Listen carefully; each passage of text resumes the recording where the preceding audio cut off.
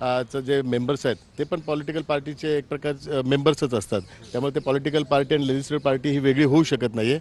अशा चर्चा झाल्यात. चर्चा उद्या पुन्हा 2 वाजल्यापासून चालू राहतील आणि उद्या माननीय कपिल सिब्बलच हे युक्तिवाद करतील आणि त्याच्यानंतर त्यांच्या वतीने अजून एक त्यांचे लॉयर हे युक्तिवाद करतील आणि त्यांचे युक्तिवाद पूर्ण झाल्यानंतर आमच्या वतीने रोदगी आहेत, कौल आहेत आणि मेहता साहेब आहेत आणि 4 असे सगळे सिनियर लॉयर आहेत. हे सर्वजण आमच्या बाजूने युक्तिवाद करतील आणि त्याच्यानंतर या संदर्भातला निर्णय होईल. आणि त्यांनी जो आज युक्तिवाद केला आहे त्या युक्तिवादाला प्रत्युत्तर आमच्या सगळ्या सिनियर लॉयरच्या माध्यमातून देण्यात येईल. कारण त्यांनी खऱ्या अर्थाने खोटी बाजू ही न्यायालयासमोर मांडलेली आहे.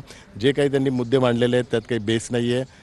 जी खरी बाजू आहे ती बाजू आमच्या सिनियर लॉयरच्या माध्यमातून माननीय न्यायालयासमोर मांडली जाईल. सर, या सगळ्यामध्ये ठाकरेंच्या नेत्यांनी आता बाहेर आल्यावर दावा केलाय की एक प्रकारे निकालच त्यांच्या बाजूने लागतो असा. संजय राऊत यांनी विक्ट्री साईन पण दाखवले.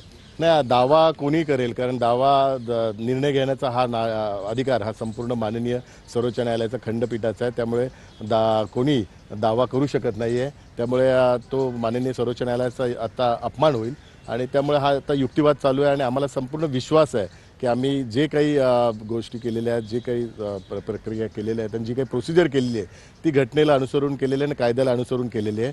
त्यामुळे आम्हाला संपूर्णतः विश्वास आहे. विश्वास असणं हा महत्त्वाचा आहे. दावा हा कोणीच करू शकत नाही. दावा हा माननीय सर्वोच्च न्यायालय स्वतः करू.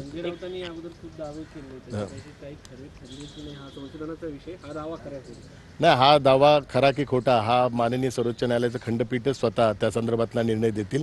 आम्हाला संपूर्णतः विश्वास आहे. हा दावा खोटा आहे हे आता माननीय सर्वोच्च न्यायालय त्यांच्या निकालाच्या माध्यमातून देतील. मुख्य नेते पदाच्या एकनाथ शिंदे यांच्या निवडीवरती आक्षेप घेतला गेला. कपिल सिब्बल यांनी सांगितले की घटनेत हे पदच नाहीये शिवसेनेच्या घटनेमध्ये. नाही, कपिल सिब्बल यांनी ही चुकीची माहिती माननीय न्यायालयासमोर मांडलेली आहे. कारण घटनात्मक पदाची ती निर्मिती केलेली आहे आणि ती निर्मिती करताना जी काही इलेक्शन कमिशनच्या ज्या प्रोसिजर आहेत त्या प्रोसिजर आम्ही फॉलो केलेल्या आहेत आणि जी माननीय बाळासाहेबांची जी घटना आहे त्या घटनेला अनुसरूनच ह्या सर्व आम्ही प्रोसिजर केलेल्या आहेत. त्यामुळे आम्हाला संपूर्णतः विश्वास आहे माननीय इलेक्शन कमिशनने जो निर्णय घेतलेला आहे तो निर्णय योग्य आहे, घटनेला अनुसरून आहे आणि घटनेचाच विजय होईल आणि इलेक्शन कमिशनच्या नियमांचाच विजय होईल.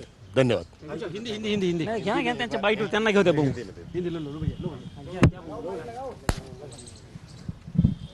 सर, आज क्या हियरिंग हुई है और क्या मुख्य बातें आपकी तरफ से कही गई? आज हियरिंग स्टार्ट हुई है और माननीय कपिल सिब्बल जी ने प्रतिपक्ष की उनकी जो भूमिका है वो माननीय उच्च न्यायालय के सामने सादर की है.